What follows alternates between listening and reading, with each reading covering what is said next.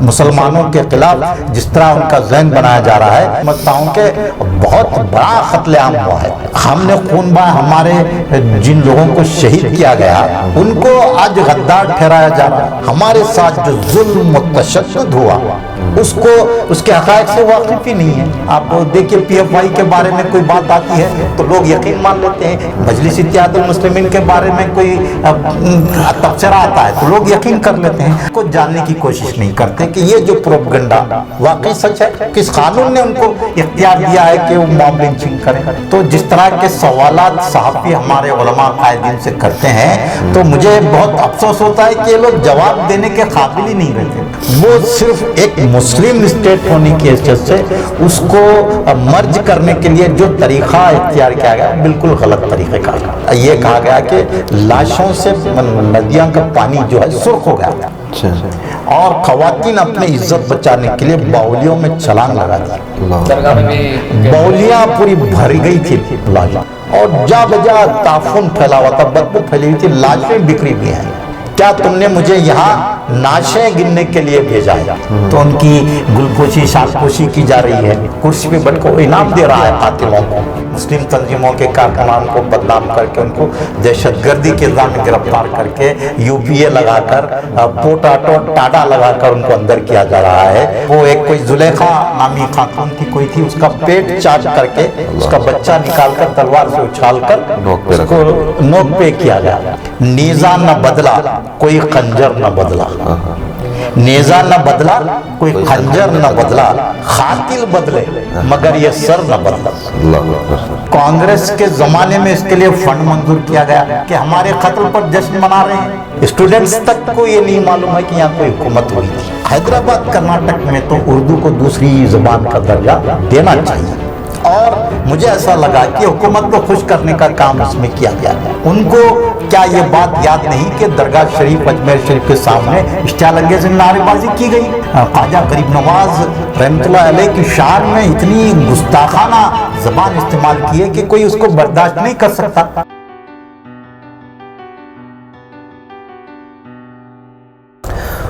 السلام علیکم ورحمۃ اللہ وبرکاتہ۔ ناظرین، اس وقت ہم لوگ گلبرگہ کی سرزمین پر ہیں اور ہمارے ساتھ ایک بہت ہی بہترین شخصیت ہیں۔ یہ ہماری خوشبختی ہے کہ ان کا ہمیں وقت مل پایا ہے۔ اپنے شعبے کے بہترین ادیب، بہترین مورخ، بہترین شاعر اور سینئر صحافی ہیں عزیز اللہ سرمست صاحب۔ آپ کا بہت بہت ہمارے ساتھ استقبال ہے ملی ڈائجسٹ میں۔ جی شکریہ آپ کا بہت بہت۔ سب سے پہلے بہت ساری چیزیں ہیں جس کے اوپر آپ سے ڈسکس کرنا چاہیں گے، بہت ساری چیزوں کو آپ سے جاننا چاہیں گے، بہت ساری چیزوں پہ آپ سے تبصرہ اور آپ کے جو آپ کے خیالات ہیں اس کو جاننا چاہیں گے، لیکن ان سب میں سب سے پہلے جو ہماری ماضی کو جو بھلا دی گئی ہے اس کے حوالے سے پولیس ایکشن کے تعلق سے جو ہے نہ ہمیں لٹریچر ملتا ہے، نہ کسی کی اچھی اسپیچ ہے، نہ کوئی ڈاکومنٹیشن ہوا ہے۔ اس حوالے سے بتائیں کہ آپ اس پورے سانحہ کو کس طرح سے دیکھتے ہیں؟ جی میں سب سے پہلے ملی ڈائجسٹ کا شکریہ ادا کرتا ہوں کہ انہوں نے میری بات رکھنے کا موقع فراہم کیا، اور اس کے علاوہ میں ملی ڈائجسٹ کو مبارکباد دیتا ہوں کہ وہ ملی مسائل کو بہت ہی بے باکی کے ساتھ پیش کر رہے ہیں۔ آج جو سوشل میڈیا کا جو دور ہے، نیشنل میڈیا تو پوری طرح سے ایک طرفہ ہو گیا ہے، لیکن سوشل میڈیا ہی ایک ایسا پلیٹ فارم ہے جو حقائق کو عوام کے سامنے لا رہا ہے۔ اس میں سب سے زیادہ میں جس چینل کو پسند کرتا ہوں ملی ڈائجسٹ ہے۔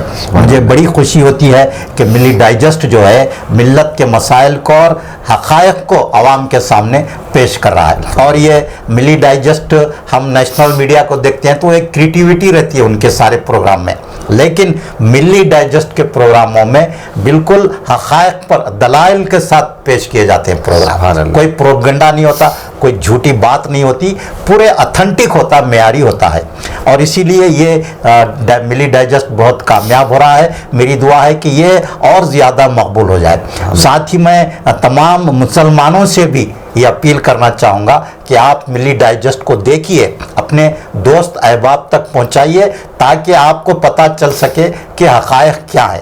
آج کے اس دور میں جبکہ پروپیگنڈے کو بہت زیادہ طاقت کے طور پر استعمال کیا جا رہا ہے، گمراہ کن پروپیگنڈے کو طاقت کے طور پر استعمال کیا جا رہا ہے، اس کا جواب دینے کے لیے ہمارے پاس کوئی سورس نہیں ہے۔ तो ये मिली डाइजेस्ट हो, इनको सपोर्ट करना तमाम हक पसंद लोगों की जिम्मेदारी है और मैं चाहता हूं कि इसको ज़्यादा से ज़्यादा लोग शेयर करें, ज़्यादा से ज़्यादा ये वायरल हो ताकि हक़ाइक़ को का पता चल सके। और मेरी एक गुजारिश ये भी है कि सिर्फ आप खुद इसको ना देखें बल्कि अपने गैर मुस्लिम दोस्तों को भी इसके क्लिप्स भेजें ताकि उनका जो उनकी जहन साजी की जा रही है मुसलमानों के खिलाफ, जिस तरह उनका जहन बनाया जा रहा है उसका तोड़ हो सके, उसका इजाला हो सके, उसके लिए मिली डाइजेस्ट के क्लिप्स आप अपने गैर मुस्लिम दोस्तों को भी भेजें। और जो प्रोपेगेंडा मुसलमानों के खिलाफ किया जा रहा है उसके लिए एक बेहतरीन प्लेटफॉर्म साबित हो सकता है। तो ये मिली डाइजेस्ट के बारे में मेरे तासुरात थे, मैंने इसका इज़हार किया। अब आपने बहुत अहम सवाल मेरे सामने रखा है, पुलिस एक्शन सुकूत हैदराबाद का जो सानिया है, इस पर मैं पिछले 30 सालों से काम कर रहा हूँ और मुझे बड़ा अफसोस होता है कि इस अजीम सानिया पर आज तक जिस तरह से मुसलमानों में बेदारी लाई जानी चाहिए थी वो नहीं हो पा रही है। मैं भी इसलिए इस मिशन से जुड़ा हुआ हूँ, मैं इसको एक मिशन समझता हूँ कि मेरे नाना जो है हज़रत महमूद पीर सरमस्त जो निज़ाम गवर्नमेंट में कमिश्नर ऑफ एजुकेशन थे, तो उनको शहीद किया गया और सबसे ज़्यादा विक्टिम हमारा ख़ानदान रहा है। सगर शरीफ में हमारे पूरे मकानों को जला दिया गया, तारीख़ी कुतुब खाना था जिसमें बेशुमार किताबें थी, वो सारी किताबें नज़र आतिश की गई। तो मैं पुलिस एक्शन का सबसे बड़ा विक्टिम हूँ, मुतासिर हूँ। और मुझे उस वक्त तकलीफ़ पहुँची जब हमारे गुलबर्गा के जो क़ायद थे क़मरुल इस्लाम साहब, उन्होंने एक तकरीर में 17 सितंबर के मुतालिक एक तकरीर में उन्होंने तकरीर करते हुए ये कहा कि अगर वल्लभ भाई पटेल ना होते तो जमहूरियत ना मिलती। और उन्होंने वल्लभ भाई पटेल को नजात दहिंदा कहा। और फिर उस वक्त जो एमएलएज, जो कारपोरेटर्स, काउंसलर्स वहाँ मौजूद थे, उनको एड्रेस करके उन्होंने ये कहा कि अगर जमहूरियत ना होती, वल्लभ भाई पटेल ना होते तो मैं एमएलए नहीं होता, तुम कारपोरेटर्स नहीं होते। तो मुझे बड़ी तकलीफ हुई और मैंने उसी वक्त ये तय कर लिया कि पुलिस एक्शन के हक़ाइक़ को अवाम के सामने लाया जाए। ये मेरी वजह है इसको लोगों के सामने लाने की। गलत तारीख बयान की जा रही और मुझे बहुत तकलीफ़ होती है कि हमने अपना खून दिया, बेशुमार एदाद शुमार, बाज़ जगह 50,000, बाज़ जगह 2 लाख, बाज़ जगह 4 लाख हैं, बल्कि मैं समझता हूँ कि बहुत बड़ा कत्लेआम हुआ है। लेकिन हमने खून बहा, हमारे जिन लोगों को शहीद किया गया उनको आज गद्दार ठहराया जा रहा है। और दूसरे लोग अगर गद्दार कहें तो उतनी तकलीफ नहीं होती जितना अपने लोग कहें। तो हमारे अपने जो मुस्लिम दानिश्वरान हैं, जो शायर हैं, अदीब हैं, सहाफ़ी हैं और जो कौम को लीड करने वाले कायदीन हैं, उलमा हैं, वो भी पुलिस एक्शन के हक़ाइक़ से वाकिफ़ नहीं है और हमारे साथ जो जुल्म व तशद्दुद हुआ उसके हक़ाइक़ से वाकिफ़ ही नहीं है। तो इसीलिए एक किताब पुलिस एक्शन पर हैदराबाद से कुलीन मजलिस तामीर मिल्लत की जानिब से शाये हुई जो मुकम्मल नहीं है, और भी किताबें शाये हुई हैं जो पाकिस्तान वगैरह में वो लोग मुंतकिल हो गए उस वक्त। तो वहाँ से उन्होंने कुछ तासुरात रवाना किए, कुछ अखबार मज़ामीन आए। तो एक तारीख़ इस पुलिस एक्शन की मुरत्तिब करने की ज़रूरत है। लेकिन अफसोस ये है कि वो मवाद हमारे पास अगर हम रिसर्च करेंगे तो मवाद हमको अवेलेबल नहीं होता, अब दस्तयाब नहीं है। मैंने किताबचा जो शाये किया 17 सितंबर की हकीकत, ये इसमें तकरीबन बातें जो है मैंने लोगों से इंटरव्यूज़ करके, जैसा कि मैंने बताया कि मैं खुद मेरा ख़ानदान विक्टिम रहा है, तो हमारे ख़ानदान के जितने बुज़ुर्ग गुजरे उनसे, और मैंने घूम फिर कर लोगों से पुलिस एक्शन के वाक़यात को पढ़ा और उस पर इस किताब को मुरत्तिब किया है। और हज़रत एक तो ये है कि मैं माजरत के साथ आपको रोक रहा हूँ, पुलिस एक्शन की जो डिफरेंट जो पेचीदगियाँ है उसके ऊपर हम लोग डिस्कशन करेंगे। उससे पहले आपने एक लफ्ज़ कहा कि जो दानिश्वर हजरात है वो हमें ही गद्दार कहते हैं, तो उसमें आपने एक बात कही कि उनको क्लैरिटी नहीं है, वो इन सानिहों को जानते नहीं है। तो क्या जब वो सानिहों को नहीं जानते हैं, जब इनको अपने तारीख का पूरा इल्म नहीं है, तो उनको दानिश्वर कहा जाना चाहिए? बिल्कुल, आपने बहुत बहुत बुनियादी सवाल कहा। ये बात पुलिस एक्शन के बारे में ही नहीं की जाती, आज भी मुस्लिम तंजीमों के बारे में, मुस्लिम कायदीन के बारे में जो मिल्लत का काम कर रहे हैं, कोई गुमराह कुन प्रोपगंडा होता है तो हमारे लोग उस प्रोपगंडे को कबूल कर लेते हैं। और होना तो ये चाहिए कि इसमें सच्चाई क्या है उसको जानने की कोशिश करना चाहिए। दानिश्वर या अदीब, शायर, सहाफ़ी, आलिम उसी को कहते हैं जो हक़ाइक़ को समझने की कोशिश करे। आपके खिलाफ गुमराह कुन प्रोपगंडा किया जा रहा है तो आप उसको यकीन मान लेते हैं। अब मिसाल के तौर पर आप देखिए PFI के बारे में कोई बात आती है तो लोग यकीन मान लेते हैं, USDPI के बारे में कोई बात आती है तो लोग उनके खिलाफ बात यकीन मान लेते हैं, मजलिस इत्तेहादुल मुस्लिमीन के बारे में कोई तबसरा आता है तो लोग यकीन कर लेते हैं। हक़ाइक़ को जानने की कोशिश नहीं करते कि ये जो प्रोपगंडा वाकई सच है, जो बात कही जा रही क्या बेबुनियाद नहीं। और सबसे बड़ा अफसोस तो ये है कि नेशनल मीडिया पर जिस तरह का मुसलमानों के खिलाफ प्रोपगंडा किया जा रहा है उसका असर भी हमारे लोग कबूल कर रहे हैं और ये सोचने के लिए तैयार नहीं है कि ये बिल्कुल एक तैयार शुदा बातें हैं, हक़ाइक़ का उनसे कोई ताल्लुक नहीं है। अब कहीं पर एक मुसलमान की मॉब लिंचिंग की जाती है तो उस पर भी लोग ये नहीं देखते कि मॉब लिंचिंग क्यों हुई है, सिर्फ ये समझते हैं कि उसको ये काम क्यों करना चाहिए था, मिसाल के तौर पर गोश्त घर में क्यों रखना चाहिए था, इस तरह की सवाल हमारे दानिश्वर करते हैं। ये नहीं कहते कि जो मॉब लिंचिंग उसको किस कानून ने उनको इख्तियार दिया है कि वो मॉब लिंचिंग करें, कानून हाथ में ले लें, कानून हाथ में लें, आप उसका कंडम नहीं करते। एक तो यह है कि थोड़ी देर के लिए मान लेते हैं कि गोश्त रखने की बात है, मोहसिन शेख एक इंजीनियर थे, पुणे में उनको जो है उनकी मॉब लिंचिंग कर दी गई और हाई कोर्ट ने कहा कि इनके सर पे टोपी थी इसलिए वो लोग ट्रिगर हो गए, तो आदमी सांस ही न ले। अरे तो आप बताइए, आप हम टोपी या मुझे अफसोस ये होता है कि लिबास की बात की जाती है, क्या लिबास को देखकर आप शहरियों का तयन करेंगे?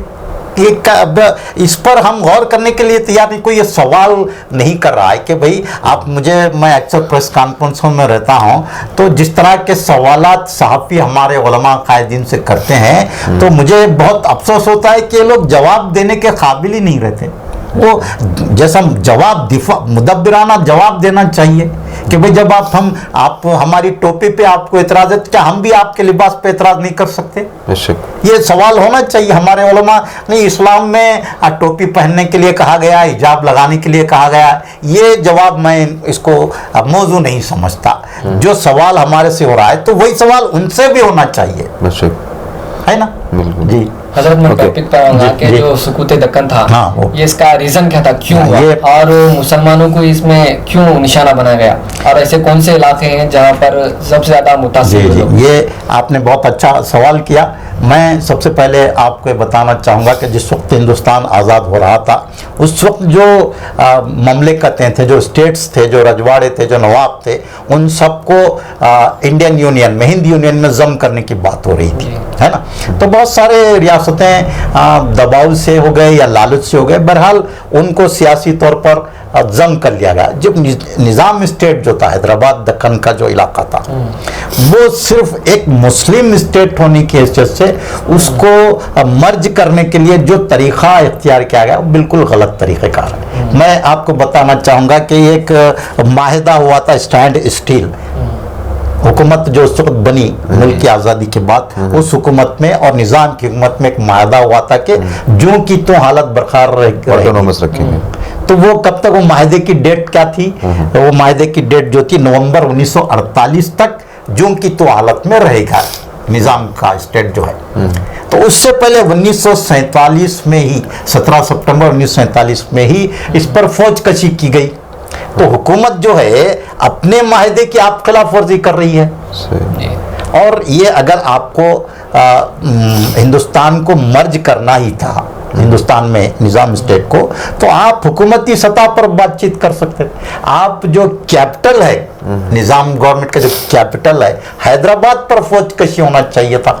अब ये जो बॉर्डर डिस्ट्रिक्ट्स हैं सबसे ज़्यादा मुतासिर हुए, उसमें गुलबर्गा, बीदर, यादगीर, रायचूर और निज़ामाबाद, ये उस्मानाबाद और लातूर, महाराष्ट्र के ये 2 डिस्ट्रिक्ट और एक कर्नाटक के 3 डिस्ट्रिक्ट बहुत ज़्यादा मुतासिर हुए और पूरा पुलिस एक्शन जो हुआ यही हुआ है। हैदराबाद में कुछ नहीं हुआ। इन तीनों डिस्ट्रिक्ट से, ये महाराष्ट्र के 2 और कर्नाटक के 3, इन डिस्ट्रिक्ट के अलावा निजाम स्टेट के तकरीबन 16 या 20 डिस्ट्रिक्ट थे, खुद कैपिटल हैदराबाद था, वहाँ कुछ नहीं हुआ। यहाँ पर फौज कशी क्यों की गई, ये बहुत बड़ा सवाल है और मुझे बड़ा अफसोस होता है कि इतना कत्लेआम हुआ यहाँ पर और पूरी ये कहा गया कि लाशों से नदियाँ का पानी जो है सुर्ख हो गया और खवातीन अपनी इज्जत बचाने के लिए बाउलियों में छलांग लगा दी।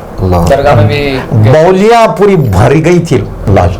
और उस वक्त एक अखबार हैदराबाद से निकलता था रैयत, उसका एडिटर नरसिंह राव है, उसने ये वहाँ के वाक़यात का दौरा करके लिखा कि मैंने लाशों से बाउलियों को, खवातीन की लाशों से बाउलियों को भरा पाया और जा बजा ताफुन फैला हुआ था, बदबू फैली हुई थी, लाशें बिखरी हुई हैं।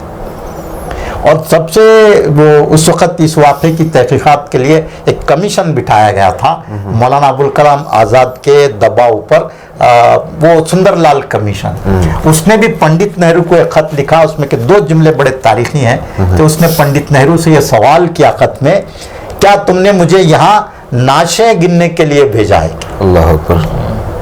और अब इतना ज़्यादा खत मैं बयान नहीं कर सकता कि हर तरफ बस नाशे ही नाशे। मेरा जो शाहपुर तालुका है, जहाँ से मैं सगर से ताल्लुक़ रखता हूँ, आज वहाँ का जो न्यू बस स्टैंड दूसरी तरफ बना, ओल्ड बस स्टैंड है और पंचायत का वो बड़ा मैदान पूरा लाशों से भरा हुआ था। और अब ऐसी कत्लेआम हुआ है और मुझे बहुत अफसोस होता है आज जो लोग मॉब लिंचिंग करते हैं या कत्लेआम करते हैं, तो जब वो जेल से जमानत पर वापस आते हैं तो उनकी गुलपोशी शालपोशी की जा रही है। तो इस पर ये कोई नई रिवायत नहीं है, ये पुलिस सेक्शन में भी हुआ है। पुलिस सेक्शन में शोरापुर का जो एक राजा था वो कुर्सी पर बैठा हुआ था, मंजर कशी मैंने हमारे असलाफ से ये सुना है कि जो 100 मुसलमानों को कत्ल कर आता तो उसको 1000 रुपये इनाम देता। कुर्सी पे बैठ कर वो इनाम दे रहा है कातिलों को।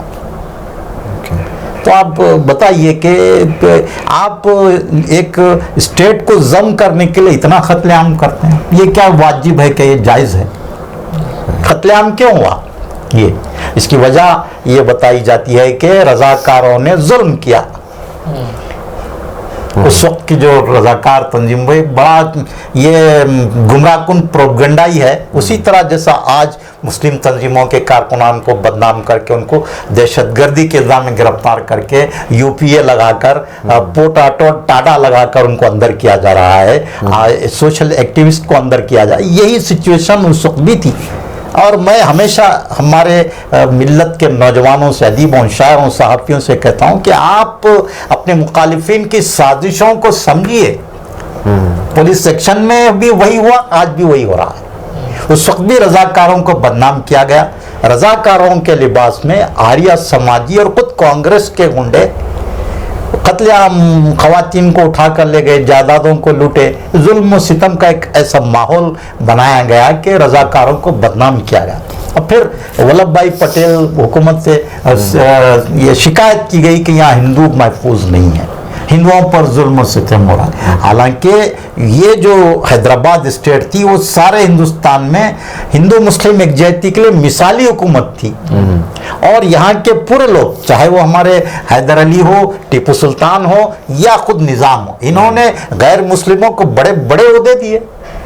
और खुद निज़ाम हुकूमत का वज़ीर आज़म गैर मुस्लिम था, तमाम ओहदों पर वही थे, कलेक्टर्स वही थे। फिर किस तरह ये होता है, निज़ाम का कहना था कि हिंदू और मुसलमान मेरी 2 आंखें हैं। तो हिंदुओं पर जुल्म का बहाना बनाकर पुलिस सेक्शन किया गया। यानी वो असल में चाहते ही नहीं थे कि मुसलमानों की हुकूमत रहे, बाकी रहे। ठीक है, आप मुसलमानों की हुकूमत को ख़त्म करना है तो मुसलमानों की लाशों पे चलकर आप हुकूमत ख़त्म करेंगे या आप हिंदुस्तान में उसको मर्ज करेंगे?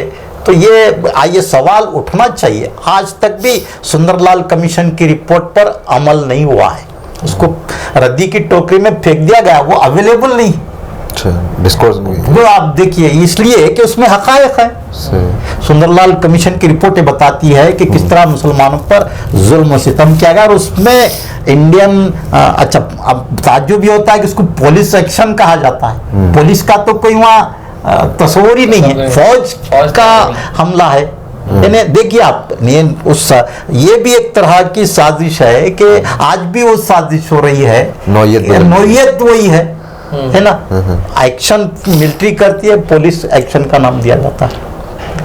तो ये समझने की ज़रूरत है, आज हमारे मिल्लत को ये समझने की ज़रूरत है कि आपका जो कत्ले आम हुआ है वो हर दौर में एक ही नौयत है। अब जैसा आप गुजरात का वाक़या लीजिए, 2000 में जब वो एक कोई जुलेखा नामी खातून थी, कोई थी, उसका पेट चाक करके उसका बच्चा निकाल कर तलवार से उछाल कर उसको नोक पे किया गया। ये वाक़या पुलिस सेक्शन में से बेशुमार वाक़यात हुए हैं। मंजर है, लोगों को मालूम नहीं मालूम। आज गुजरात के वाक़े पे हमारे रोंगटे खड़े हो रहे हैं, ऐसे बेशुमार वाक़यात पुलिस सेक्शन में किए गए। तो नौयत मुसलमानों के कत्लेआम की कभी नहीं बदली। तो एक शेर मैं यहाँ पर सुनाना चाहूँगा कि वो इस हवाले से देखिए कि इस किताब में मैंने लिखा है कि नेज़ा न बदला कोई खंजर न बदला, नेज़ा न बदला कोई खंजर न बदला, खातिल बदले मगर ये सर न बदला। अल्लाह अकबर।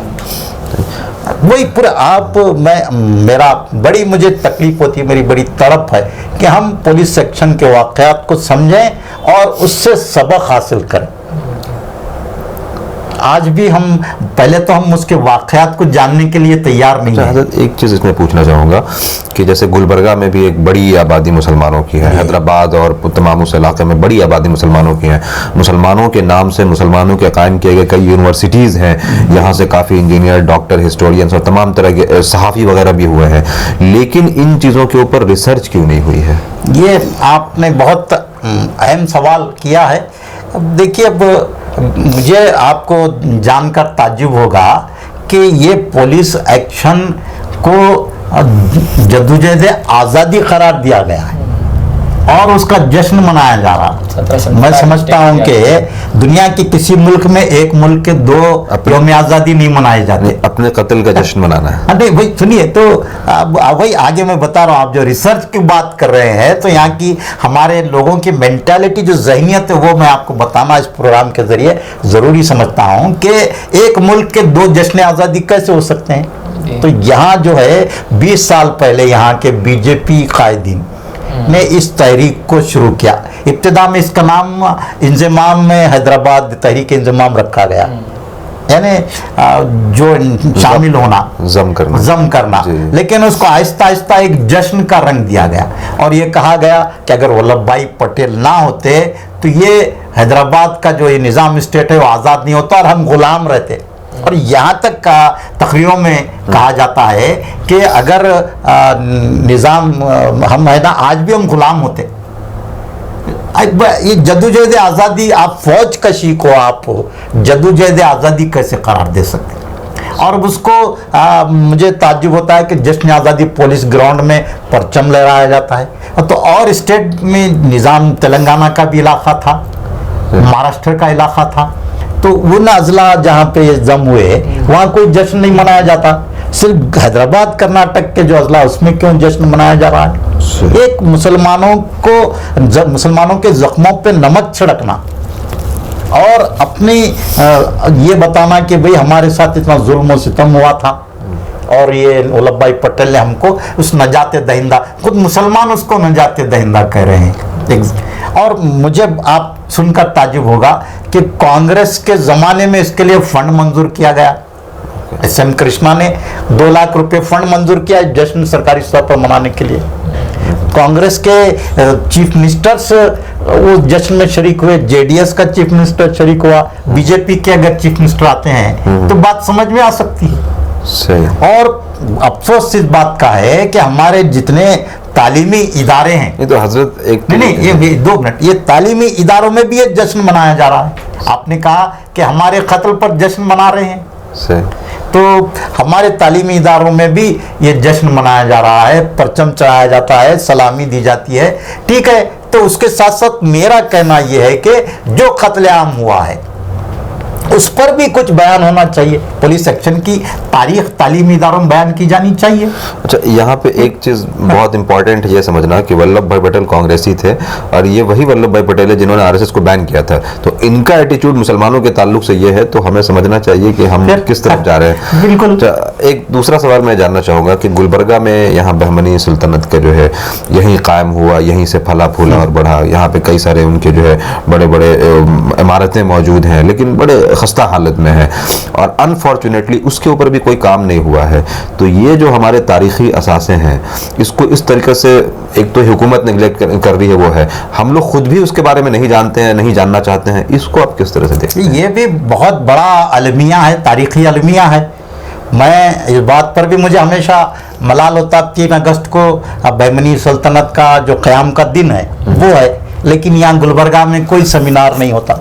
اب مجھے بڑی خوشی ہے, 3 نوجوان ہیں گلبرگہ کے, ایک محمد ایاز الدین پٹیل ہے اور ایک رحمان پٹیل ہے اور ایک محمد اسماعیل کوئن کلیکٹر. یہ محمد اسماعیل جو نوجوان ہے وہ بہمنی سلطنت میں جتنے سکے رائج تھے اس کو جمع کیا, اس نے بڑی محنت کر کے ایک بڑی تاریخ وہ محمد اسماعیل کوئن کلیکٹر نے کیا. اب یہ جو رحمان پٹیل ہے وہ انگریزی اخبارات میں بہمنی تاریخ, بہمنی عمارتوں کے بارے میں آرٹیکلز چھپواتے ہیں, اور ایاز الدین پٹیل جو ہے یہ بہمنی تاریخ کے جتنی بھی عمارتیں اس کو انہوں نے شوٹ کر کے وہ اخبارات میں اس کو شائع کراتے ہیں. اس سے ہٹ کر کوئی کام حیدرآباد کرناٹک میں بہمنی حکومت پر, بہمنی حکومت کی شاندار تاریخ پر آج تک نہیں ہوا. آپ نے بجا فرمایا کہ ہمارے اتنے تعلیمی ادارے ہیں, یونیورسٹیز تک ہیں اور وسائل کی کوئی کمی نہیں ہے, لیکن نہ تو بہمنی سلطنت کا جشن منایا جاتا ہے, نہ تو بہمنی حکمرانوں کی تاریخ کو بیان کیا جاتا ہے. اسٹوڈنٹس تک کو یہ نہیں معلوم ہے کہ یہاں کوئی حکومت ہوئی تھی بہمنی دور. اور سب سے بڑا افسوس کی بات یہ ہے کہ جو بہمنی دور کے جو عمارتیں ہیں ان کا تحفظ نہیں ہو رہا. اور شاندار مساجد ہیں, 2 تاریخی مساجد قلعہ شام میں ہیں, وہ تو ایک کیا کہیں گے کہ عجوبہ ہے, وہ یہ لوگوں کی نظر تک نہیں پہنچا. تاج محل کو یہ عجوبہ قرار دیا جاتا ہے, لیکن اس سے بڑا عجوبہ یہ قلعے کی تاریخی جامع مسجد ہے. وہاں پر مسجد قرطبہ کے طرز پر بنائی گئی ہے, اور اس کی خوبیاں یہ ہے کہ اس میں آپ کو نہ سردی کا احساس ہوتا ہے نہ گرمی کا احساس ہوتا ہے, اور اس میں کسی لائن, آج کے دور میں بھی ساؤنڈ سسٹم کی ضرورت نہیں ہے. سبحان اللہ. اس پہ اوپر 100 گنبد اس طرح کے مخروطی شکل کے بنائے گئے ہیں کہ اس سے آواز ایکو ہوتی ہے. امام جو تکبیر کہتا ہے, جو قرات پڑھتا ہے, وہ آخری سب تک سنائی دیتی ہے, اور طرز تعمیر کا بہترین نمونہ. اسی طرح شاہ بازار کی جامع مسجد ہے. تو مجھے اب افسوس ہوتا ہے کہ آج بھی گلبرگہ شہر میں کروڑوں روپیوں کی مساجد بنائی جا رہی, وہاں کوئی نماز پڑھنے کے لیے نہیں جا رہا, اور قلعے کو بھی پوری خراب حالت میں, خستہ حالت میں رکھا گیا ہے. اس پر بھی لوگوں کی نظریں ہیں, وہاں سے لوگوں کا تخلیہ کروانے کی بھی ہائی کورٹ, سپریم کورٹ تک بات چل رہی ہے. تو تاریخی عمارتوں کا حفاظت نہیں ہو رہا. اور میں آپ کو بتانا چاہوں گا کہ بہمنی دور کا جو بادشاہ بانی تھا حسن گنگو بہمنی, وہ حضرت شیخ سراج الدین جنیدی رحمۃ اللہ علیہ کا بڑا منتخب تھا, اور اس کی وصیت کے مطابق آج بھی اس کی گنبد حضرت خواجہ شیخ سراج الدین جنیدی کے پائنتے میں ہی ہے, لیکن وہ گنبد محفوظ نہیں. اطراف سے پوری آبادی آ گئی ہے اور وہ گنبد دکھائی نہیں دیتی. حالانکہ قانون ہے کہ 200 میٹر کے احاطے تک کوئی عمارت تعمیر نہیں ہونا, اس عمارت کو لگ کے عمارتیں تعمیر کی گئی. اور جو ہمارے ہسٹوریکل مانیومنٹس ہیں وہ دور سے دکھائی دینا یہ قانون ہے. اور ہفت گنبد کا جو دیکھیے آپ, ہفت گنبد کا میدان, کتنے شاندار گنبدیں ہیں ایسی, ان کو ہم کافی نمائندگی کے بعد اس کی رنگ روزی وغیرہ کرنے گئے تو وہ ہم سے, وہ آج اس دور کا جو طرز تعمیر تھا وہ ٹیکنیک آنے سے کیا آج لوگوں کو, اس کی ریپیئر صحیح طریقے سے نہیں کر سکے. اب پورا جو ریپیئر کے نام پر جو کام کیا گیا وہ پورا گنبدیں کالی کالی ہو گئیں, अच्छा। इतना शानदार खूबसूरत गुंबदें थी। आज आर्किटेक्चर इतना तरक्की करने के बाद आप एक गुंबद की खूबसूरती को बहाल नहीं रख सके। एक आखिरी बात में कि ये बात मैं बहुत जरूरी कहना चाहता हूँ कि हमारे गुंबद में जो बड़े बड़े जलसे होते हैं, तारीखी जलसे होते हैं, उन जलसों में हमारे मुखरिन मिसाल देते हैं कि एक तरफ देखिए आप हजरत ख्वाजा बंदा नवाज रहमतुल्लाह अलैह की गुंबद क्या रोशन है, क्या आबाद है, और ये गुंबदों को देखिए अब गुंबद के कितनी वीरान है। मुझे बड़ा अफसोस होता है कि ये कोई तकाबुल नहीं है। हम हमारे हुक्मरानों की कदर नहीं करेंगे तो फिर हमको किस पर, हमारी तारीख पर हम फख्र नहीं करेंगे, किस पर करेंगे। और मैं ये आपको बताना चाहता हूँ कि हजरत ख्वाजा बंदा नवाज गियासुद्दीन रहमतुल्लाह अलैह को किसने यहाँ बुलाया? गुलबर्गा फिरोज शाह बहमनी ने ही तो बुलाया। तो ये गुंबदों का तहफ़्फ़ुज़, तारीख़ी इमारतों का तहफ़्फ़ुज़, उसकी तारीख़ का तहफ़्फ़ुज़ बहुत ज़रूरी है। अच्छा, एक चीज़ और मैं ये कहना चाहूँगा जो बहुत मतलब पॉइंट करने की ज़रूरत है इस बात को कि आज ये नॉर्म्स पेश किया जाता है कि मुसलमान साइंस और टेक्नोलॉजी में बहुत पीछे हैं, ये बहुत जो है अलग तरह की कौम है, लेकिन इन्हीं के हुकूमतों में ऐसे ऐसे आर्कियोलॉजिस्ट थे कि ऐसी ऐसी इमारतें बनाई कि आज भी जो है साइंसदान समझने से कासिर हैं। एक और चीज़, मैं अभी दरगाह गुजर हुआ हमारा, वहाँ देखे कि कब्रों के ऊपर बकरियाँ चल रही हैं, तमाम तरह की चीज़ें। तो ये जो इस तरीके से मतलब जो चीज़ें जहाँ पे लोग आबाद भी हैं उसको भी सही से प्रोटेक्ट नहीं किया जा रहा, तहफ़्फ़ुज़ नहीं है उस बारे में। बिल्कुल बेहिसी हमारे पास आई हुई है, पूरी बेहिसी। हम अपने आसार क़दीमा, अपने मज़ारात, अपनी दरगाहों का हम तहफ़्फ़ुज़ नहीं कर रहे और ना उसकी तारीख़ अपनी नौजवान नस्ल को बताना चाह रहे हैं। तो ये एक दो मैं रख के इसमें कर्नाटका वक्फ बोर्ड का रोल भी इंतहाई अफसोसनाक है।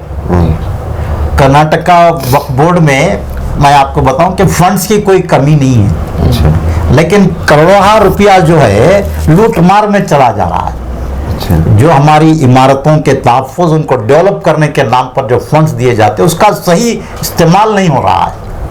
इस पर भी हमारे लोगों को गौर करने की ज़रूरत है। हमारे MLAs को मुझे बड़े अफसोस के साथ कहना पड़ता है कि गुलबर्गा उत्सव बड़े शानदार पैमाने पर मनाया गया। खमरुल इस्लाम साहब ज़िला निगरान वज़ीर, उसके बहुत ही उसमें उनका अहम रोल रहा, लेकिन बहमनी सल्तनत का जश्न मनाने में उनको कोई दिलचस्पी नहीं थी। और हब गुंबद को हमारे 20-25 मुस्लिम कारपोरेटर्स यहाँ हुआ करते हैं, कितने ही मेयर हुए हैं, लेकिन उन्होंने अब तक हब गुंबद को कोई डेवलप करने का काम नहीं किया। वहाँ पर एक बेहतरीन बाग बनाया जा सकता, पार्क बनाया जा सकता है। लोगों को वहाँ पर वो एक तो वो हब गुंबद का तहफ़्फ़ुज़ भी होगा और लोगों को सैर व तफरीह का मौका मिलेगा, उसकी तारीख से वाकिफ़ होंगे। ये काम हमारे कारपोरेटर्स, मेयर्स ने भी आज तक नहीं किया है। और अफसोस इस बात का है कि हमारा एक तालीमी इदारा वो इसको इस तरह से घेर लिया है, उधर से भी घेरा जा रहा है। हम लोग ही वो हब गुंबद जो हमारी तारीख की मुँह बोलती तस्वीरें हैं उसको हम लोग ही ख़त्म करने के दर पे हैं। जी। एक चीज़ ये है कि जब हम डिफरेंट आइडियोलॉजीज़ को पढ़ते हैं तो हम ये देखते हैं कि तमाम जो हमारी बुलंद इमारतें हैं, जो मसाजिद हैं या इस तरह के जो और जो दूसरी इमारतें हैं, उसको जो दूसरी कम्युनिटी हमारे साथ रहती है वो उसको गुलामी के जो है एग्जाम्पल के तौर पे देखते हैं। तो ऐसे में हुकूमत से गिला करना और बात है, हमारी खुद की जिम्मेदारी क्या होनी चाहिए? बिल्कुल, हमारी उसमें दो जिम्मेदारियाँ हैं। एक तो उन इमारतों के बारे में लिटरेचर तैयार किया जाए, नौजवान नस्ल को वाकिफ करवाया जाए, और जो प्रोपेगेंडा इन इमारतों को लेकर हो रहा है उसका भी दिफा इजाला होना चाहिए। दूसरा, उसके तहफ़्फ़ुज़ के लिए काम करना चाहिए। ऐसे क़वानीन मौजूद हैं, आर्कियोलॉजिकल डिपार्टमेंट जिम्मेदार है इन इमारतों को तहफ़्फ़ुज़ फराहम करने, उनको डेवलप करने के लिए। उसमें कानून में गुंजाइश मौजूद है, लेकिन हमारे MLAs ये काम नहीं करते, हमारी तंजीमें ये काम नहीं करते। RTI से पूछा जाए, नुमाइंदगी की जाए, अदालत में जाया जाए कि भाई आसार क़दीमा को क्यों नहीं तहफ़्फ़ुज़ फराहम किया जाए, क्यों नहीं उसको डेवलप किया जाए, फंड कहाँ जा रहा है वो। ये काम बहुत ज़रूरी है, लेकिन हम उसको समझने के लिए तैयार नहीं। हम सिर्फ अपनी पसंद के काम करने के क़ायल हो गए हैं आजकल। हमारे असलाफ ने जो कारनामे किए हैं उससे हमारा कुछ लेना देना ही नहीं है। हम अपनी पसंद का काम करेंगे, अपने इदारे शानदार बनाएंगे, अपनी मसाजिद शानदार बनाएंगे। तो मेरा कहना है कि उस वक्त भी लोगों ने आने वाली नस्लों के लिए इमारतें तैयार की, आज अगर आज की नस्ल उन इमारतों को तहफ़्फ़ुज़ नहीं देती है, उन इमारतों की कदर नहीं करती है, तो आज जो इमारतें बनाई जा रही है आने वाली नस्लें भी उन इमारतों के साथ वही सलूक करेंगी। सही है ना? बताइए, ये सोच पैदा होने की ज़रूरत है। जी मुझे ये बताइए, आपका ताल्लुक भी गुलबर्गे से, गुलबर्गा और उर्दू ज़ुबान का क्या ताल्लुक रहा है? क्योंकि पहले जो ताल्लुक था और प्रेजेंट हालात में जो उर्दू ज़बान का ये है। आपने बहुत अच्छा सवाल किया है। और मुझे जाता है कि ख्वाजा बंदा नवाज ये ख्वाजा बंदा नवाज को उर्दू का अव्वलीन नसर निगार कहा गया है। उस पर कुछ लोगों ने इख्तलाफ भी किया है। बहरहाल उर्दू के अव्वलीन नसर निगार हैं या नहीं, लेकिन उर्दू की उन्होंने आबियारी की है। और सूफिया इकराम ने हमेशा सूफिया जो है अवाम को अपना मैसेज डिलीवर करने के लिए, अपना पैगाम पहुंचाने के लिए मुकामी ज़बान को वो लोग इख्तियार करते हैं। तो हज़रत ख्वाजा बंदा नवाज ने उस वक़्त यहाँ पर उर्दू नहीं दक्कनी ज़बान थी, ये दक्कन का इलाका दक्कनी, उसमें उन्होंने बहुत ज़्यादा अपने पैगामात को भेजा। और आपको मैंने बताया कि उर्दू जो है इस इलाके में फर्स्ट लैंग्वेज, गवर्नमेंट लैंग्वेज थी निज़ाम के ज़माने में। 200-250 साल तक यहाँ पर उर्दू को सरकारी ज़बान का दर्जा हासिल रहा। और ऐसा नहीं है कि आज लोग कड़ा की बातें करते हैं। मैं आपको बताना चाहूँगा कि निज़ाम ने कड़ा और मराठी को भी डेवलप किया। और उस वक्त के मदारिस में कड़ा और मराठी पढ़ाने वाले टीचर्स का अपॉइंटमेंट हुआ है, ये तारीख है। ऐसा नहीं कि हम उर्दू ज़बान को सरकारी ज़बान बनाने के बाद दूसरी ज़बानों को ख़त्म कर दें, लेकिन आज वैसा मिजाज चल रहा है। हमारे कर्नाटक के जो चीफ मिनिस्टर धर्म सिंह वो बहुत बड़े उर्दूदान थे और उर्दू मुशायरे के बहुत दिलदादा शौकीन थे, और वो खुद अपनी तकरीरों में उर्दू के अशार बयान किया करते थे। और आज भी मैं अब कुछ लोगों का इंतकाल हुआ, लेकिन मैं बहुत से लोगों को जानता था जो आज भी उर्दू अखबार गैर मुस्लिम पढ़ते थे, सिर्फ मुसलमानों की नहीं, गैर मुस्लिमों की भी ज़बान है। ये उर्दू एक ऐसी वाहिद ज़बान है जिसको सिर्फ मुसलमानों से नहीं जोड़ा जा सकता, ये हर कौम की ज़बान है। और आलमिया ये है कि आज आपने बहुत अच्छा सवाल किया, मैं आपको बताना चाह रहा हूँ कि कम से कम हैदराबाद कर्नाटक में तो उर्दू को दूसरी ज़बान का दर्जा देना चाहिए। कई स्टेट में उर्दू को दूसरी सरकारी ज़बान का दर्जा दिया गया है, लेकिन हैदराबाद कर्नाटक में ये दर्जा नहीं दिया गया। इसके लिए एक उर्दू बचाओ तहरीक यहाँ पर बनाई गई थी, जिसमें मैं भी नायब सदर था। तो हमने हाई कोर्ट से इस सिलसिले में ऑर्डर लिया।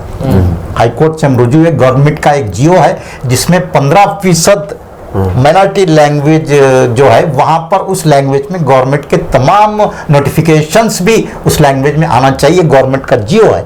इस जियो की बुनियाद पर हम हाई कोर्ट से रुजू हुए थे। हाई कोर्ट ने जजमेंट दिया कि उर्दू को ये 15% का जो फार्मूला है उस पर अमल होना चाहिए। तो गवर्नमेंट ऑफ कर्नाटका उसके लिए तैयार नहीं हुई। और अफसोस इस बात का है कि उस वक़्त शेर कहलाने वाले, वलवला अंगेज़ तकारी करने वाले कमरुल इस्लाम साहब, तो ये MLAs मौजूद थे। आज मुस्लिम 7 MLA आवाज़ नहीं उठा रहे करे, उस दौर में भी ऐसा ही हुआ है। हाशमी, जुल्फ़िकार हाशमी बीदर के, वो बहुत बोल्ड लीडर थे। तो आप देखिए, आप उसके बाद हम जब ये इस पर इम्प्लीमेंट नहीं हुआ तो कंटेम्प्ट ऑफ कोर्ट का हमने सुप्रीम कोर्ट में मुकदमा दायर किया। सुप्रीम कोर्ट में गवर्नमेंट ऑफ कर्नाटक रुजू हुई तो सुप्रीम कोर्ट ने सख्त तेवर दिखाए कि हम इस तरह से आपको माफ़ी नहीं देंगे, आप एक ऑर्डर लाइए कम से कम उर्दू ट्रांसलेटर अपॉइंट करने का। गवर्नमेंट ऑफ कर्नाटका ने उर्दू ट्रांसलेटर अपॉइंट करके एक ऑर्डर कॉपी पेश की, तो तब सुप्रीम कोर्ट ने गवर्नमेंट ऑफ कर्नाटका को माफ़ किया। लेकिन हमारी उर्दू की तंजीमों ने इस इश्यू को नहीं उठाया, अदीबों शायरों ने नहीं उठाया, MLAs ने नहीं उठाया। तो अब आप बताइए कि उर्दू का क्या होगा। हमने इतने अच्छे मौके, सुप्रीम कोर्ट से ऑर्डर हासिल होता है तो हम हुकूक लेना ही नहीं जानते। हम सिर्फ एक खैरात पे जीने के हमने एक मिजाज बना लिया है। हर बात चंदा चाहिए, आपको खैरात में चाहिए। जद्दोजहद करके अपना हुकूक अपने विकार के साथ लेने का जो जज्बा हमें होना चाहिए वो नहीं है। बड़ा अफसोस होता है मुझे। और जो उर्दू के जो तंजीमें हैं जैसा अंजुमन तरक्की या उर्दू एकेडमी, ये लोग उर्दू तरक्की के लिए क्या काम कुछ कोई सिफर कोई काम नहीं हो रहा। कर्नाटका उर्दू एकेडमी तो ये मौजूदा बीजेपी गवर्नमेंट में तश्कील नहीं पाई, और कर्नाटका उर्दू एकेडमी की बड़ी अजीब गरीब हालत है। वो उर्दू को फ़रोग़ देने के नाम पर मुशायरे करते हैं और किताबें शायद करते हैं। आप मुझे बताइए कि एक उर्दू का अदीब प्रोफेसर है, लेक्चरर है, यूजीसी ग्रांट ले रहा है, उसकी किताब शाये करने के लिए उर्दू अकेडमी कैसे इमदाद दे सकती है? क्या ये तरीका है उर्दू को फरोग देने का? कोई गरीब बेचारा जिसकी कोई रोजी रोटी शायर अदीब है, उसकी कोई मुलाजिमत नहीं, वो गरीब है, तो आप उसकी किताब शाये करने के लिए इमदाद देना चाहिए। तो इस तरह आप, और उर्दू के मदारिस ख़त्म हो रहे हैं आज, और उर्दू के पोस्टों पर आप कई ऐसे पोस्ट गुलबर्गा में हैं, हैदराबाद, कर्नाटक के इलाके में कई ऐसे उर्दू टीचर्स के पोस्ट हैं जिसमें कन्नड़ा टीचर्स डिप्टेशन पर हैं, कोई आवाज़ उठाने नहीं वाला। और पूरे उर्दू स्कूलों को ख़त्म करने के लिए एक साजिश ये की गई कि इंग्लिश मीडियम स्कूल खोले गए वहाँ पे, मौलाना आज़ाद पब्लिक स्कूल। हम कबूल कर रहे हैं उन सब चीज़ों को। हम खुद अपने बच्चों को अंग्रेज़ी मीडियम में पढ़ा रहे हैं, तो हम हुकूमत के सरकारी मदारिस को डेवलप करने, उसको कायम करने का क्या मुतालबा करेंगे? हम खुद अपनी ज़बान सीखना नहीं चाहते। और एक अहम वाक़या मैं आपको नाज़रीन को बताना चाहूँगा कि मैं एक मस्जिद से गुज़र रहा था, तो वहाँ पर एक इंतकाल का बोर्ड रखा हुआ था। तो एक नौजवान खड़ा परेशानी की हालत में था। मैंने उससे पूछा कि क्या मामला है, तो उसने कहा कि बोर्ड उर्दू में है इंतकाल का, लेकिन मैं पढ़ नहीं सक रहा। तो मैं बोला कि फिर तुमको क्या, नहीं अगर ये बोर्ड रोमन इंग्लिश में होता तो मैं पढ़ लेता। तो अब उर्दू का जो मेयार इस ख़त्म होने के करीब है, हमारी नस्ल जो है वो उर्दू पढ़ ही नहीं सक रही। तो मैं अक्सर ये कहता हूँ, हमारे उर्दू के मुशायरे जलसे वगैरह आज जितने भी होते हैं उसमें सामाइन की तादाद बहुत लिमिटेड महदूद होती है। वही हाल मस्जिदों का भी है, एक सब पूरी नहीं होती। तो काम ये करना है हमको कि उर्दू के बड़े बड़े हॉल, कमरे, कॉम्प्लेक्सेस, बड़ी बड़ी मसाजिद बनाने के बजाय नमाजियों को लाने के लिए और उर्दू को जोड़ने के लिए क्या काम हो सकता है वो करने की ज़रूरत है। वो काम नहीं हो रहा है। अब मस्जिद में आप सिर्फ नमाज के लिए आओ, नौजवानों के लिए क्या दिलचस्पी है? अगर वहाँ रिसर्च सेंटर हो, लाइब्रेरी हो, कंप्यूटर्स के कुछ चीज़ें हो, तो नौजवान मस्जिद से जुड़ेंगे। जब अज़ां होगी तो नमाज को जाएगा। वैसा तो कुछ है ही नहीं आपकी मसाजिद में। एक आखिरी सवाल आपसे पूछना चाहूँगा कि जिस तरीके से आपने बताया कि 1947-48 में भी यही पैटर्न और यही तरीका रहता था और रज़ाकारों को अलग तरीके से एलिगेट करके उनके ऊपर इल्ज़ाम लगा करके एक पूरी तरीके से एक्शन तैयार किया गया। आपने फिर आगे बताया आज भी नौजवानों को टाडा, पोडा, यूएपी और जो डिफरेंट ड्रैकोनियन लॉज है उसमें अरेस्ट कर लिया जा रहा है। और जिस तरीके से पहले रज़ाकारों के ताल्लुक से लोग बात करने से डरते थे, आज भी ऐसा ही माहौल बन गया है। और अभी रिसेंटली एक तंजीम है PFI, उसके ताल्लुक से एक अलग तरीके का प्रोपेगेंडा किया जा रहा है। तो ये जो तमाम चीज़ें हैं उसको आप किस नज़रिए से देखते हैं? आपने ये भी बहुत अच्छा सवाल किया। मैं कल ही अखबारात में मैंने ये पढ़ा कि ऑल इंडिया सूफी सज्जादा नशीन काउंसिल का एक इजलास नई दिल्ली में हुआ और वो इजलास फ़िरका वाराना हमआहंगी अमन को फ़रोग़ देने के नाम पर हुआ। और उस इजलास की अहमियत इसलिए भी है कि उसमें नेशनल सिक्योरिटी काउंसिल, कौमी सलामती मुशीर के सेक्रेटरी अजीत डोभाल ने शिरकत की। तो आप उस इजलास को हमारे जो सज्जादगान और मशाइखीन और दीगर मजहबी ज़िम्मेदारान थे, जिस तरह उसका इस्तेमाल करना चाहिए था वो नाकाम रहे उसमें। और मुझे ऐसा लगा कि हुकूमत को खुश करने का काम उसमें किया गया। आप PFI क्या को बयान करने के लिए करारदाद मंजूर की गई और मुझे बड़ा ताज्जुब हुआ कि आप देखिए जिहाद के नाम से ही लोग कितना चिढ़ जाते हैं और इस्लाम को बदनाम करने, मुसलमानों को बदनाम करने के लिए जिहाद का लफ्ज़ इस्तेमाल किया जाता है। लेकिन जो ये नेशनल सिक्योरिटी काउंसिल का एडवाइज़र है वो कहता है कि जो बुनियाद परस्त तंजीमें हैं, फंडामेंटलिस्ट जो ऑर्गेनाइजेशन, उनको बयान करने के लिए हमको जिहाद करने की ज़रूरत है। उसका ये जुमला है। आप बोलिए आप। तो इसका मतलब यही हुआ कि जिहाद जो है जुल्म को ख़त्म करने के लिए किया जाता, जबर को ख़त्म करने के लिए किया जाता। आप कबूल कर रहे हैं इस बात को, हालांकि फंडामेंटल जिनको आप तंजीमें कह रहे हैं वो जुल्म और जबर के लिए नहीं है, वो तंजीमें जुल्म और जबर के खिलाफ बनी है। लोगों में बेदारी लाने के लिए, जुल्म और जबर जो किया जा रहा है उसको रोकने के लिए, उसके खिलाफ एहतजाज करने के लिए तंजीमें बनी है। आप उसको ये कह रहे हैं कि ये बुनियाद परस्त तंजीमें हैं, तो आप, मेरा कहना ये है कि मुझे बड़ा अफसोस होता है जो हमारे सूफी सजादगान काउंसिल के कायदीन हैं, उसके जो सदर हैं वो दीवान अजमेर के साहिबजादे हैं, उनको क्या ये बात याद नहीं कि दरगाह शरीफ अजमेर शरीफ के सामने इश्तियाल अंगेज नारेबाजी की गई और दरगाह शरीफ को भी एक हिंदू मंदिर होने का दावा किया गया। और फिर आपको ताज्जुब होना चाहिए कि मुसलमानों की मईशत को तबाह करने के लिए, उनके कारोबार को ख़त्म करने के लिए एक साजिश चलाई जा रही है कि गैर मुस्लिमों से अपील की जा रही है कि आप मुसलमानों से कारोबार ना करें। यही बात अजमेर में भी की जा रही है। बिल्कुल। और राजा सिंह जो हैदराबाद का बीजेपी का शरंगेज एमएलए है, उसने ख्वाजा गरीब नवाज रहमतुल्लाह अलैह की शान में इतनी गुस्ताखाना ज़बान इस्तेमाल की है कि कोई उसको बर्दाश्त नहीं कर सकता। लेकिन ऑल इंडिया सूफी सज्जादा नशीन काउंसिल इस बात पर कुछ कहने के लिए तैयार नहीं है। आप पीएफआई को ही निशाना बना रहे हैं। उस इजलास में ज़रूरत ये थी कि आप मुसलमानों के साथ मुल्क में जो हालात हैं उसको नेशनल सिक्योरिटी काउंसिल के मुशीर के सामने पेश करना चाहिए था। क्या आपकी जो पॉलिसी आपकी गवर्नमेंट की मुसलमानों को निशाना बनाने की वो बिल्कुल गलत है। आप हिजाब का इशू पे खामोश रहे, हलाल के इशू पे आप खामोश रहे, मुस्लिम नौजवानों को बिला वजह बेकसूर गिरफ्तार किया जा रहा है उस पर खामोश रहे, दरगाहों को निशाना बनाया जा रहा है। अजमेर की नहीं, यहाँ गुलबर्गा ज़िले के अलंद शरीफ की मशहूर दरगाह में एक शिवलिंग के नाम पर इतना हंगामा किया गया और हंगामा करने वालों को तो मामूली दफा लगाकर छोड़ दिया गया, जो लोग एहतजाज करें उन पर यूपीए लगाया गया। अब बताइए क्या एहतजाज करना भी अब जुर्म हो गया? अब वो भी यूपीए में आ रहा है। तो सूफी सज्जादा नशीन काउंसिल के इजलास में इन बातों पर कोई राय नहीं दी गई, हुकूमत तक बात पहुंचाने के लिए ये बात नहीं की गई। तो आप ऐसा उस इजलास से ये जाहिर हो रहा कहीं ना कहीं आप सिर्फ हुकूमत को खुश करने का काम कर रहे हैं। हालांकि आपको होना ही चाहिए कि आप अमन कायम करने की बात नहीं कर रहे हैं, फिरकाना हमारी कायम करने की बात कर रहे हैं। सबसे बड़ा प्लेटफॉर्म आपकी दरगाहें हैं कौमी एकजुहती को फरोग देने की।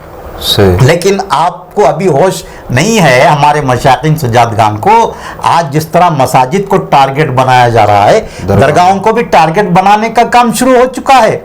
और अजमेर में ये तजुर्बा हो गया है कि आप दुकानदारों से, मुस्लिम दुकानदारों से कारोबार मत कीजिए। कल आज जितने गैर मुस्लिम ज़ायरीन अकीदतमंद दरगाहों में आ रहे हैं, मैं आज ही ये बात आपके सामने कह रहा हूँ, इसको रिकॉर्ड कर लें कि आने वाले दिनों में ये बात भी आएगी कि आप दरगाहों को मत जाइए। आपका इतना अच्छा प्लेटफॉर्म है, आप पेश नहीं कर पा रहे। कौन, आप बताइए कौन से उर्स में या रोज़ाना जो ज़ायरीन आते हैं उनको इस्लाम का पैगाम, सूफिया की तालीमात पेश करने का क्या नज़्म है? किसी दरगाह में क्या बताइए आप? एक किताबचा कड़ा में नहीं है सूफिया की तालीमात पर, सूफिया की सवाने पर। और हिंदुस्तान में सूफिया ने जो ज़बरदस्त समाजी इनकलाब लाने का काम किया है वो तो हमारी नज़रों से ओझल है। हम सिर्फ रसूम और रिवाज में, हमारे मशाइखीन सज्जादगान खवालियों में, वो संदल माली में संदल के जुलूस निकालने में लगे हुए हैं। आप आज का ज़माना इतना तरक्की याफ्ता ज़माना है कि आप इन तमाम सरगर्मियों को मैसेज देने के लिए आप इस्तेमाल कर सकते हैं, वो तो नहीं हो रहा है। तो आपका, मैं वही बात कहना चाहूँगा कि आपकी तारीख को मिटाने की पूरी तैयारी की जा रही है। आपकी मसाजिद, आपकी दरगाहों पर भी हमले हो रहे हैं और हम अभी भी हैं कि हुकूमत से बात करने के लिए तैयार ही नहीं है, ना अवाम के सामने अपनी बात रखने के लिए तैयार है। तो फिर कब बोलेंगे आप? मुझे बड़ा अफसोस हुआ कि भाई मैं कोई यहाँ पीएफआई की आप सूफी सज्जादा नशीन काउंसिल से तायद करने के लिए नहीं कह रहा हूँ। मैं ये कह रहा हूँ कि आप अपना मनसब क्या है वो देखिए। आपकी क्या जिम्मेदारी है कौम मिल्लत के लिए, वो पूरी कीजिए। आप खुद, आप, मुझे बड़ा अफसोस होता है कहते हुए कि 90% दरगाहों के मुकदमात अदालतों में पड़े हुए हैं। आप उनको पहले हल कीजिए। आप जो एक एक दरगाह के 2-2, 3-3 फरीक अदालत में जाके हाथ बांध के जज के सामने ठहर रहे हैं कि भाई मैं मुतवल्ली हूँ, मैं सज्जादा हूँ। एक वो आइए, क्या आपको जेब देता है? آپ کیوں نہیں آپس میں بیٹھ کر، جب آپ خود اپنا مسئلہ حل نہیں کر سکتے تو قوم و ملت کے کیا مسائل حل کریں گے آپ؟ یہ بہت بڑا المیہ ہے. بہت مجھے بس میں دعا ہی کر سکتا ہوں کہ اللہ تعالیٰ ان کو نیک توفیق دے، اور میں کیا کہہ سکتا ہوں. ایک آخری سوال آپ سے پوچھنا چاہوں گا حضرت کہ مینگلور میں جو ہے فاضل کا قتل ہوا، مسعود کا قتل ہوا، پھر پروین نتارو کا قتل ہوا، اسی طریقے سے جو کرناٹک اور ڈفرینٹ جو ڈسٹرکٹس ہیں اس میں بھی اس طرح کے حادثات ہوتے جا رہے ہیں. ایک تو اس طرح کے واقعات ہیں، تو اس کے اوپر ہمارا کیا اپروچ ہونا چاہیے؟ ایک دوسری چیز یہ ہے کہ جو مسلم جرنلسٹ، ایکٹیوسٹ اور پولیٹیکل لیڈرز ہیں، ان کی کیا ذمہ داری ہونی چاہیے؟ آپ نے یہ بھی بہت چبھتا ہوا، بہت ہی ضروری سوال کیا. میں دیکھ رہا تھا کہ محمد فاضل کا جو جلوس جنازہ تھا اس میں ہزاروں کی تعداد میں لوگ شریک ہیں. تو میرا یہ ذہن میں سوال آیا کہ کیا ہم صرف شہداء کے جنازوں کو کندھا دینے کے لیے ہی ہیں؟ بس اتنی ذمہ داری ہے ہماری؟ السلام یا شہید، اتنی بس فیس بک پہ ڈال دیا السلام یا شہید، اسٹیٹس رکھ دیے. اور وہ دیکھیے آپ، ایک صاحب پیدل حج کر رہے ہیں، اس کے پیچھے پوری قوم بھاگ رہی ہے، سوشل میڈیا فیس بک پہ چھایا ہوا ہے. جی ارے میرے بھائی، آج کیا آپ اب جب ابھی یہ کہا گیا کہ جو ہمارے 2 مسلم نوجوانوں کو حکومت نے ان کے ورثہ کو امداد نہیں دی، یہ بیان بازی سے تھوڑی بات حل ہونے والی ہے. آپ اس کو اگر حکومت کو پوچھیے آپ کیوں نہیں دیا گیا، آپ صرف اس کے پروین کے گھر والوں کو تعزیت کرنے کے لیے گئے تو ان 2 نوجوانوں کے گھر کیوں نہیں گئے؟ پوچھیے آپ. نہیں پوچھتا کوئی، ایم ایل ایز نہیں پوچھتے ہمارے. اور بات تعجب ہوتا ہے کہ ہم امداد دینے، وہی چندے کا کام ہی کرنے کے. میں کہتا ہوں کہ آپ خیرات دینا بند کیجئے، حقوق حاصل کرنا شروع کیجئے. آپ جب ایک مقتول کے ورثہ کو امداد دی جا سکتی ہے تو دوسرے مقتول کے ورثہ کو حقوق نہیں دی جا رہی ہے تو اس کو چیلنج کرنے کی ضرورت ہے. اگر حکومت نہیں مان رہی تو آپ کورٹ جائیے، اگر وہاں بھی نہیں ہوتا آپ احتجاج کیجئے، لوگوں کو بتائیے کہ یہ ناانصافی ہو رہی ہے. یہ نہیں ہمارے جتنے بھی آپ نے کہا جرنلسٹوں کا معاملہ ہو یا سوشل ایکٹیوسٹ کا معاملہ ہو، میں جرنلسٹوں سے تو مطمئن نہیں ہوں، لیکن مجھے بڑی خوشی ہے کہ نوجوان جو ایکٹیوسٹ ہیں، سوشل ایکٹیوسٹ، بڑا اچھا کام کر رہے ہیں. میں یہاں بطور خاص گلبرگہ میں ایک نوجوان محمد ریاض خطیب کا نام لینا چاہوں گا کہ وہ بہت شاندار کام کر رہا ہے، نوجوان سوشل ایکٹیوسٹ. اس طرح سے نوجوانوں کو آگے آ کر کام کرنے کی ضرورت ہے. ہم صحافیوں سے کوئی توقع نہیں کر سکتے، علماء سے کوئی توقع نہیں کر سکتے موجودہ حالات میں، اور یہ ہماری پوری تاریخ رہی ہے پولیس سیکشن سے لے کے آج تک کے. میرا ایک پورا بڑا طویل مضمون ہے کہ ہم جن حالات ہمارے اوپر آنے والے، ہم اس کے بارے میں کبھی غور کرنے کے لیے تیار ہی نہیں ہیں. طوفان آ رہا ہے لیکن ہم اپنی کشتی کو تیار کرنے کے لیے تیار نہیں، بس ہم اللہ سے دعا کی ہی امید رکھتے ہیں. اور مجھے بڑا تعجب ہوتا ہے، فیس بک پہ کئی پوسٹ میں دیکھتا ہوں کہ تم تیر آزما لو، ہم جگر آزمائیں گے، یا پھر تم کتنی بڑی طاقت کیوں نہ ہو، ہمارے ساتھ اللہ ہے. تو یہ تو میں سمجھتا ہوں کہ یہ بالکل بچکانہ سی باتیں ہیں، ہے نا بھائی. آپ کے پاس تیاری کیا ہے؟ حالات کا مقابلہ کرنے کے لیے آپ کے پاس لاہے عمل کیا ہے؟ آج صرف یا تو ماتم ہے یا پھر خیالی گھوڑے دوڑانے کی باتیں ہیں. ہم وہ کریں گے، ہم یہ کریں گے، لیکن کریں گے کب اور کیا کریں گے وہ نہیں ہے. آپ بتائیے کسی تنظیم کے پاس، آپ لوگ بھی ماشاءاللہ نوجوان ہیں، آپ میری اس بات سے اتفاق کریں گے یا نہیں کریں گے کہ کسی بھی ایک تنظیم کا مجھے کوئی ایسا لائے عمل بتائے جس پر عمل ہو رہا ہے، یا موجودہ حالات کا اس میں کوئی حل ہے، مسلمانوں کی کوئی رہنمائی ہے؟ نہیں. تو پھر آپ کیا کر رہے ہیں بتائیے. تو یہی حالت اس وقت بھی تھی. اب اس وقت پولیس سیکشن میں یہ سمجھا جا رہا تھا کہ اللہ کی مدد آئے گی اور پاکستان سے مدد آئے گی، فلاں سے مدد آئے گی. ارے حالات آپ کے کیا ہیں؟ آپ کو اس وقت پوری فوجیں آپ کو چاروں طرف سے آپ کے اسٹیٹ کو گھیری ہوئی ہے اور آپ کے پاس کوئی تیاری نہیں ہے. اور اس وقت ایک چونکہ بات بہت لمبی ہو گئی لیکن پھر بھی معذرت کے ساتھ میں ایک بات یاد دلانا چاہوں گا. بہت اچھی بات آپ نے کہی کہ ایک طرف ہم یہ امید کرتے ہیں کہ اللہ کی مدد آئے گی، جبکہ اللہ کا حکم یہ ہے کہ پہلے تم تمام اقدامات کرو. بالکل ایک چیز اور پولیس ایکشن کے تعلق سے کہا جاتا ہے کہ اس سے پہلے مسلمانوں کے معاملات یہ تھے جیسے کہ آپ بتا رہے تھے کہ 8-8 دن کے جو ہے مرغے لڑانے کی وہ چیزیں، وہی کیا ہے ہمارا جو طریقہ کار ہے ہماری معاشرتی زندگی کا، وہ بالکل غیر اسلامی ہے. اور مجھے بڑا تعجب ہوتا ہے کہ مسلمانوں سے بڑھ کر کوئی ڈسپلن کی قوم نہیں تھی، بے شک، اور مسلمانوں سے بڑھ کر ویل آرگنائزڈ کوئی قوم نہیں تھی. بے شک. ہاں یہ تو تاریخ ہے ہماری. اب ہمارے پاس بتائیے کتنے بکھرے ہوئے ہیں ہم. ہماری مسجدیں بھی ہمارے انتشار کا مرکز بنی ہوئی ہیں، مسجدوں کے نام بھی دیکھیے آپ. تو مسلمانوں کے درمیان اتحاد کہاں ہے؟ اور اتحاد صرف اتحاد کی باتیں ہوتی ہیں لیکن اتحاد ہو نہیں سکتا. اس لیے نہیں ہوتا کہ ہم قرآن و سنت سے ہٹ کر باتیں کرتے. ہمارا سارا زور جو ہے قرآن اور سنت پر نہیں ہے، بلکہ اپنے اپنے مسلکوں کی کس طرح تشریح ہونا، اپنے اپنے مسلکوں کو کس طرح پھیلانا، یہ اپنی بات کو کس طرح پھیلانا وہ ہے ہمارا. جو جب تک ہم قرآن سے جڑے رہیں گے، جب تک ہم سنت سے نہیں جڑیں گے، یہ درمیانی چیزیں. آج دیکھیے صحابہ کی زندگی تو ہماری نظروں سے اوجھل کر دی گئی ہے. ہمارے سامنے صرف اولیاء، اکابرین، سلف صالحین کے واقعات ہی ہیں. ہمارا جو حل ہے وہ صحابہ کی زندگیوں میں ہے نا. جی آپ کا کافی زیادہ عرصہ میڈیا سے تعلق ہے، پرنٹ میڈیا ہو، الیکٹرک میڈیا ہو، تو آج کی جو میڈیا موجودہ حالات کی جو مین اسٹریم میڈیا ہے آپ اس کو کس نظر سے دیکھتے ہیں؟ کیونکہ آئے دن کمیونل اینگل دیا جا رہا ہے اس میں. نہیں، اب مجھے بڑا یہ کی بات میں کہنا چاہوں گا کہ میڈیا جو ہے پہلے کسی بھی واقعے کی تحقیق کرتا تھا، ہے نا، کہ اس میں کتنی سچائی، اس میں کتنا جھوٹ ہے. آج ہم کو یہ بات اس کی تحقیق کرنا پڑ رہا ہے کہ میڈیا جو پیش کر رہا ہے اس میں کتنا جھوٹ ہے. یہ بڑا ایک تبدیلی آئی ہے.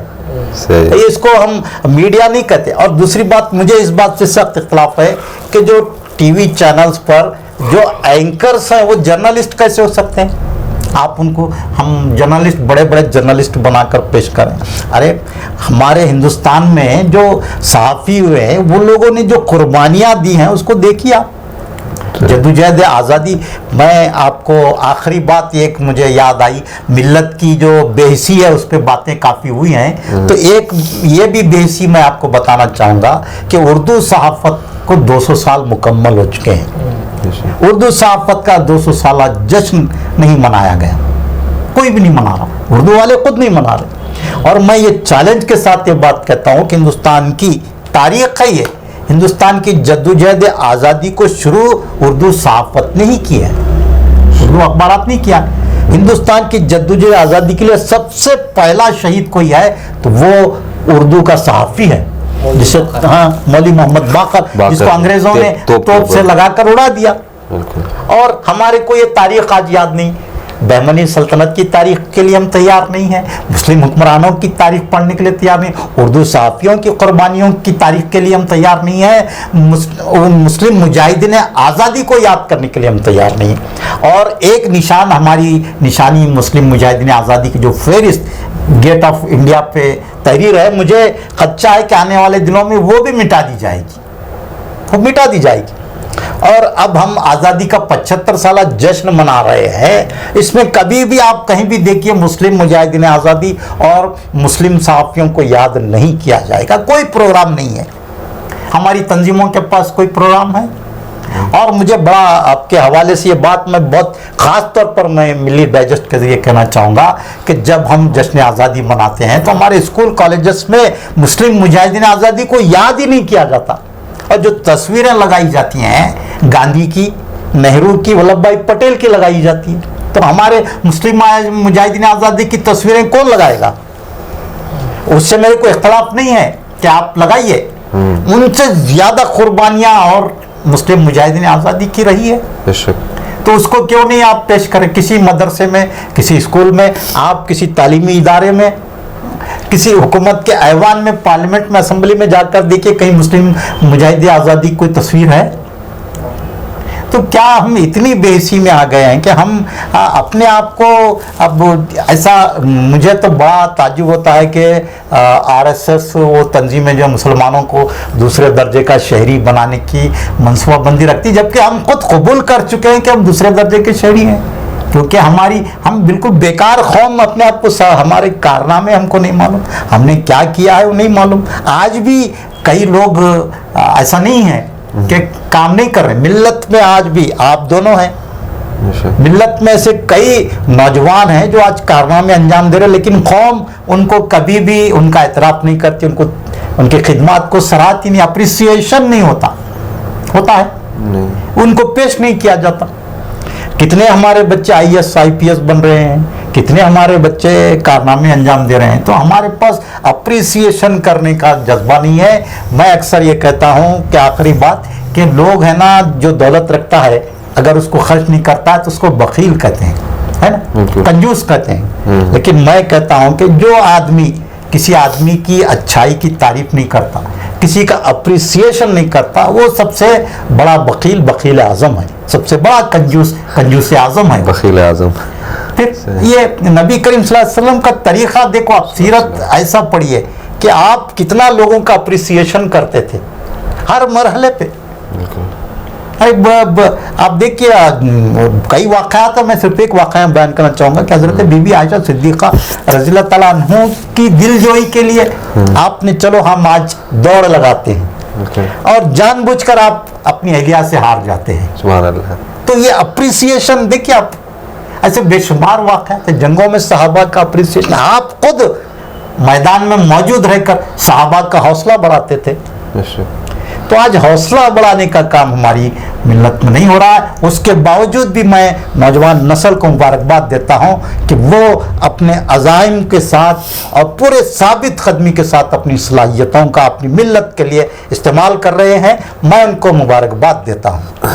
بہت شکریہ آپ کا، بہت شکریہ آپ کا عزیز اللہ سرمست صاحب، آپ نے تمام جو ملت کے مختلف ایشوز ہیں، مختلف معاملات اور جو پریشانیاں ہیں، اس کا جو غم ہے، اس کا جو دکھ ہے، اس کا جو دورہ ہے، اس کو ہمارے سامنے بہت کلیئرٹی کے ساتھ، بہت زیادہ اس کو اسپیسیفائی کر کے آپ نے اس کو ایکسپلین کیا۔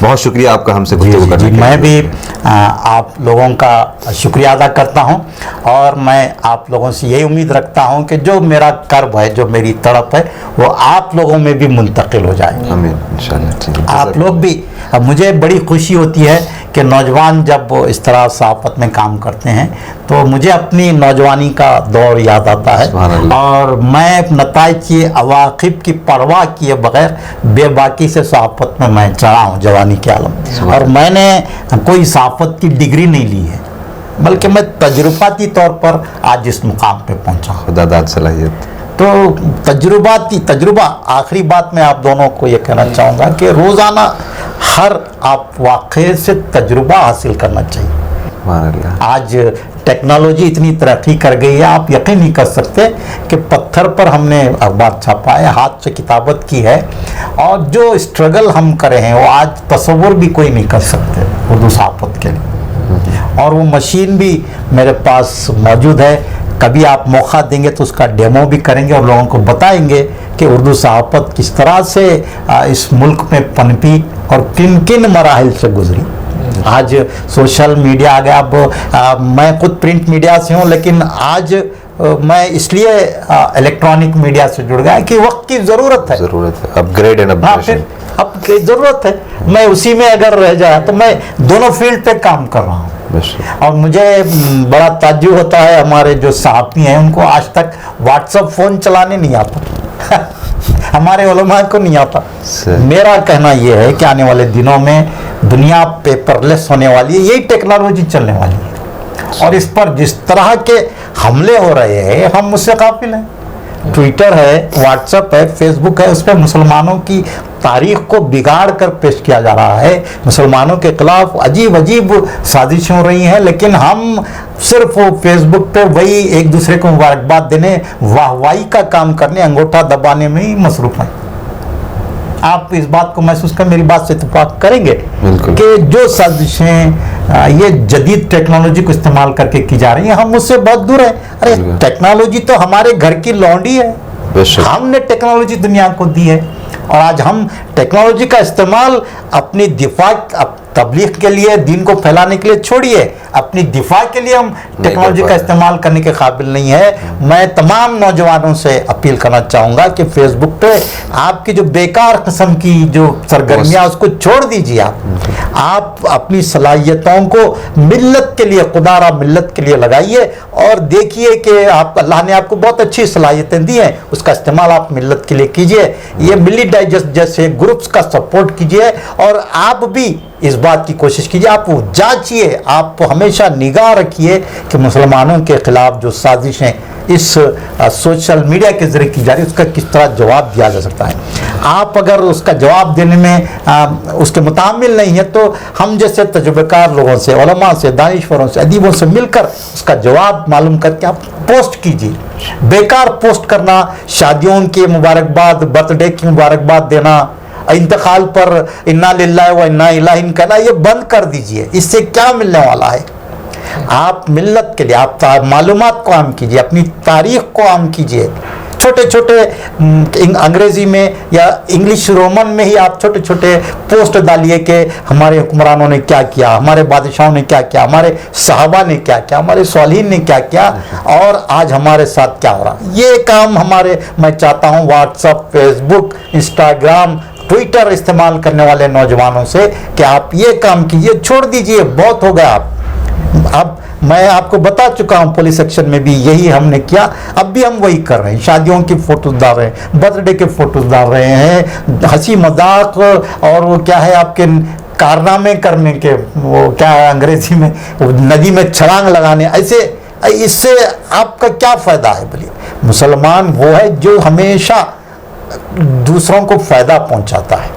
मुसलमान का माने ये है कि वो लोगों को फैज़ पहुंचाए, फ़ायदा पहुंचाए। आप सोचिए, आपके जो सरगर्मियां हैं मोबाइल पे, उससे मिल्लत को क्या फ़ायदा हो रहा है? या फिर, और आखिरी में वार्निंग के तौर पर ये बात कहना चाहूँगा कि अल्लाह के पास आपको अपनी सब इन हरकतों का जवाब देना होगा।